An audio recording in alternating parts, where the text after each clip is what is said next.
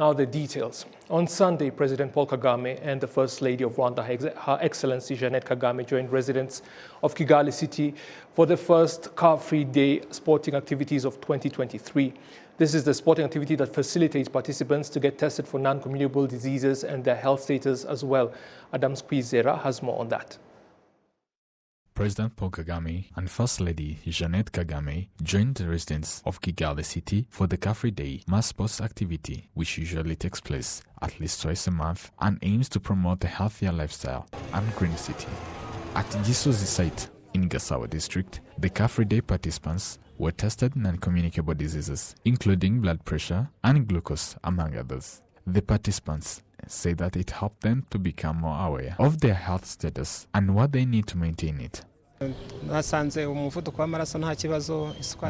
my blood pressure is fine, glucose is fine, but they told me that I should eat more vegetables and drink water in order to manage the weight to not increase. I'm going to drink 3 liters of water a day and eat more vegetables. The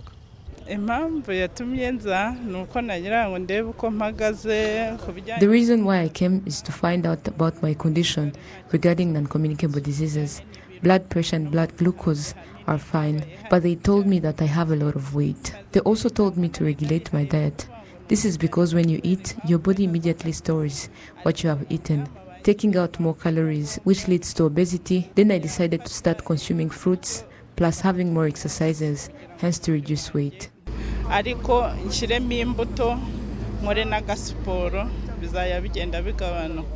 Nathan Nyakayiru, the head of Rwanda Nutritionists Association, knows that people should take care of their diet and exercise since it's one of the ways to prevent fats in the body, which leads to non-communicable diseases.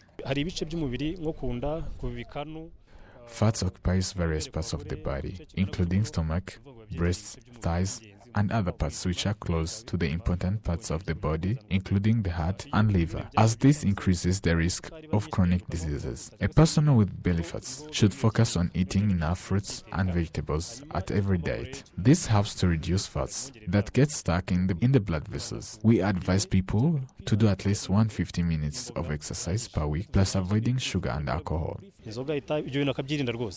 About 115 participants were tested at Gisozi site, where 20 of them had fats and others were having other problems such as overweight, high blood pressure and glucose. Adam Squizera, RTV News. Rwandans living in the US say that living in that country does not bother them in their efforts to support Rwanda's developmental long-term efforts, that is. Adam Squizera continues. Ayinkamye Blandine works in Bugesera district. With the help of the knowledge she has in technology, she preserves the environment during her daily activities of melting metals. She says that the knowledge she has in technology benefited her greatly. The reason why I love this job is that it assists me in performing well in my daily activities, and also it helps me in development. According to various investors, the government has invested a lot in the infrastructure of these mobile phone networks and internet, and in the schools that teach technology. Chimenyi Aimable, the second vice president of the Private Sector Federation, points out that the private sector is built from the government's investment, and from that it made technology reach its current level, and therefore increasing the need of more workers so that they can also be sent at other markets in other countries. We as Algorithm, we have 50 full-time employees that work in the country, others in Ghana and Burundi and in other various countries. In full, they are up to 100.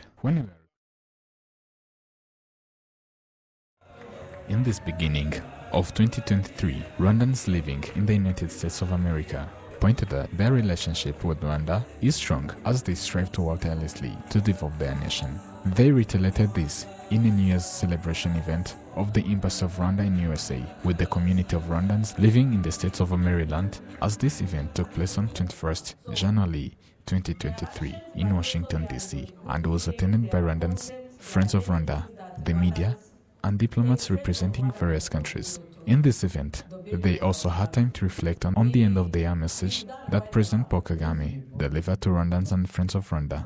The ambassador of Rwanda in Washington, D.C., Mathilde Mukanabana, noted that it's valuable on how these Rwandans still think about their nation and its development. Ni ikintu gikomeye cyane kuko abanyarwanda bari muri Amerika nkuko nabivuze na maboko yacu. It is a great thing because the Rwandan community that lives in America are our support system. They didn't come only to sleep but also to strive to contribute much to the country. They did a lot. That's why we call ourselves the 6th province of Rwanda. We have no other people to celebrate the New Year with. We celebrate it with our Rwandan community. That's why I said they are our supportive system. Gasagara Rumenerangabo Amen is one of the youth who participated in this event, as he pointed out on the opportunities he finds in such gatherings of the Rwandan community.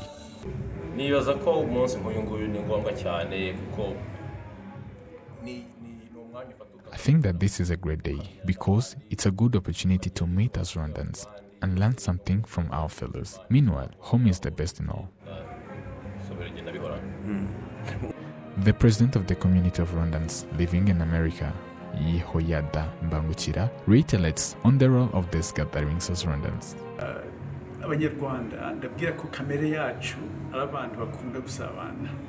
The nature of Rwandans is characterized with happiness and joy. Plus to that, many of us have been abroad for a long time. Like for me personally, I met many people who know some of my friends before I even come here in America. Like for the foreigners who are here and diplomats, they were very surprised on how Rwandans met and had fun. But this is our speciality, that we meet and remind ourselves about our past as well.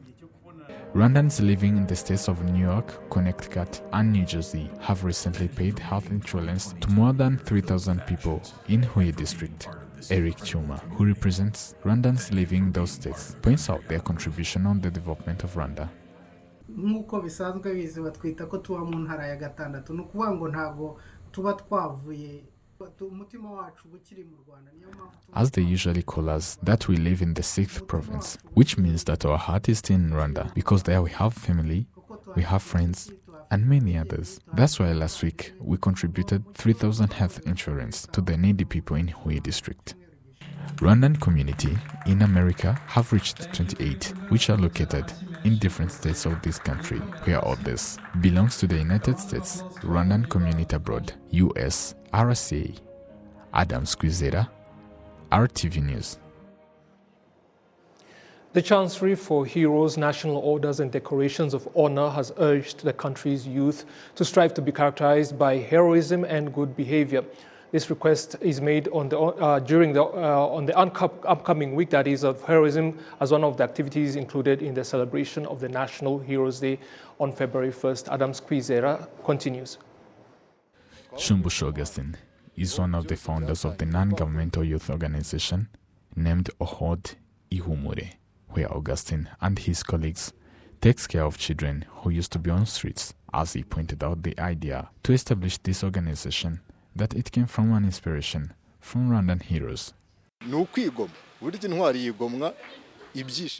You have to sacrifice, because a hero has something to sacrifice. So I would say that we sacrificed our happiness to give these children the time and the ability.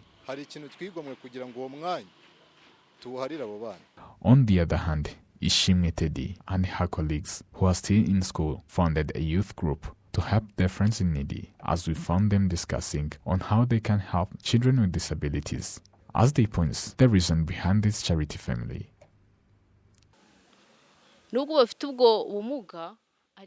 Even though they have disabilities, they will serve the country with their strength. That is why we said we should help them to reach their destination, because they are like us. Avoiding various distractions, such as drugs and other bad habits, is what the youth in general indicates as their contribution of rebuilding themselves and contributing to the development of the country as well. The first thing is to be honest and be characterized by integrity as the youth. We learned this from our predecessors who became heroes. This week of heroism is one of the major activities of the celebration of the National Heroes Day on 1st February. Nicholas Ruaka, the Director of Research at the Chancery Heroes, National Orders and Decoration of Honor, Cheno, urged the youth to step up and walk in the footsteps of the country's heroes. They should know that this country was built by the children of Rwanda until we continue to be built by them. There are many things to be learned from these heroes and the current leadership that values women, children and youth. So they should set a good example. But also note this, what they don't understand, they should ask. The youth was urged to always strive to be characterized by the culture of heroism and to take into consideration the value of the national unity. When you are characterized by the culture of heroism, you first look on the public interest instead of looking at yourself. So you must also hold the values of the unity of Rwandans as well. Chancellor Ali, for Heroes, National Orders and Decoration of Honor channel, say that the celebration of the Heroes Day will be held in our villages and discussions will be held in various schools, government and non-governmental institutions. Adam Squizera, RTV News. While technology is expected to account for up to 5% of all jobs that will be created in this country by the end of 2024, most people in the sector are dominated by young people who make up to 60% of the country's population. And they say that in the sector there is a lot of job opportunities due to the investment that the government has continued to make in that sector. Olive Nete with more.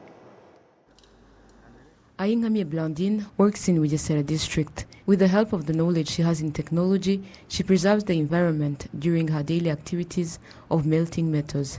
She says that the knowledge she has in technology benefited her greatly. The reason why I love this job is that it assists me in performing well in my daily activities and also it helps me in development. According to various investors, the government has invested a lot in the infrastructure of these mobile phone networks and internet and in the schools that teach technology. Chimenye Emable, the second vice president of the Private Sector Federation, points out that the private sector is built from the government's investment and from that it made technology reach its current level and therefore increasing the need of more workers so that they can also be sent at other markets in other countries. We as Algorithm, we have 50 full-time employees that work in the country, others in Ghana and Burundi and in other various countries. In full, they are up to 100. When we are recruiting using international standards, we want to train about 1,000 people so that they can get prepared. People in Ghana and various countries visited us. As we even established an agreement with Ghana, they want us to work with them. We have establishing a system and it started in October. They are even content with ABM services. We have about 20 employees who are currently working on that project. It is export. Rwandans are earning a significant amount of money in dollars. From 2017 to 2024, the country aims to create 1.5 million new jobs, which means 200,000 jobs per year. As part of distribution of infrastructure across the country is to increase job opportunities for many who have settled in rural areas. The Minister of Information and Communication Technology and Innovation, Paula Ingabire, points out that there is a plan to deliver technology infrastructure to 42 sectors that do not have it yet.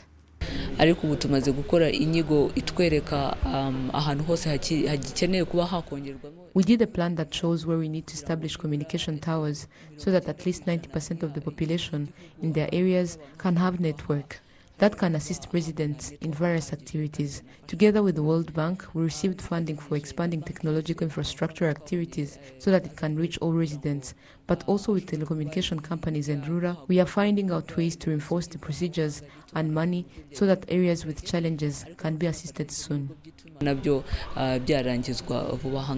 Services which are provided with the help of technology are currently at 58%, and in the remaining 18 months to 2024, there is a plan to add more than 10 companies that will support the government to create the remaining 660 services.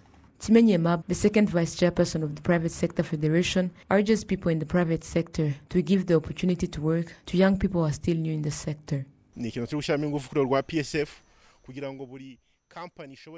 We are currently reinforcing it in PSF so that every company can be connected and use technology in their activities.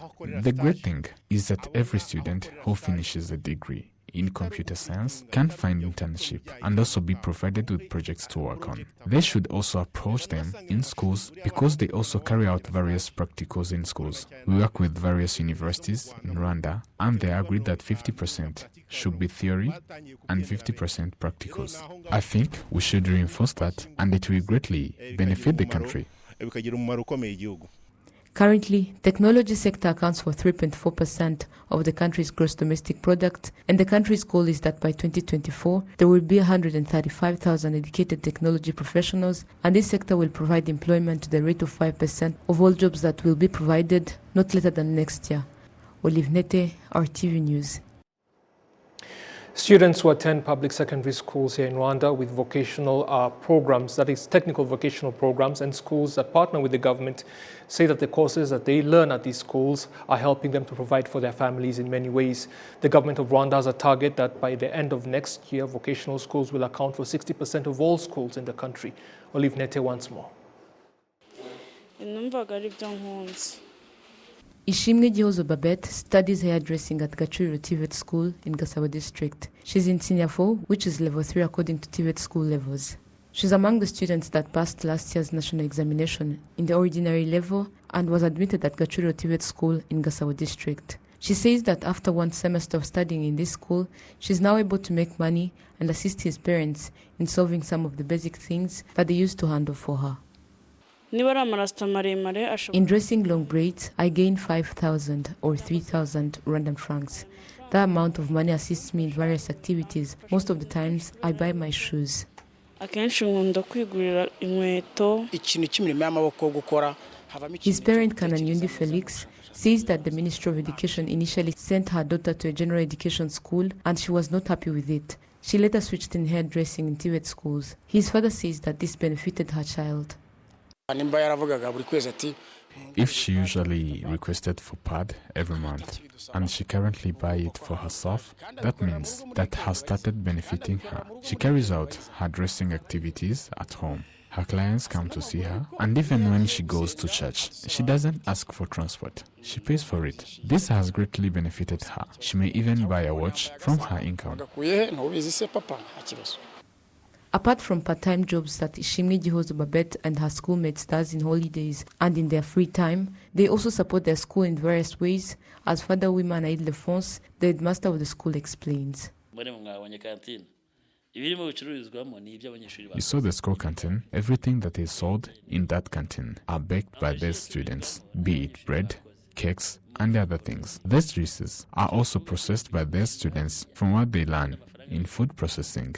This means that whatever good is sold in the canteen, the income is for the school, and after a year, calculating the money provided by the government for assisting the children. Let's say the government provides 50 million, students generates 30 million of income. The RwandaTV board notes that it intends to keep expanding the facilities and students' number in such institutions, and that soon, in 114 sectors without vocational schools, it will also be established, as Uwamahoro Solange, the head of Training Management Department, explains. You know that last year the government spent so much money in buying what we call consumable equipment, and this year the government provided 6 billion.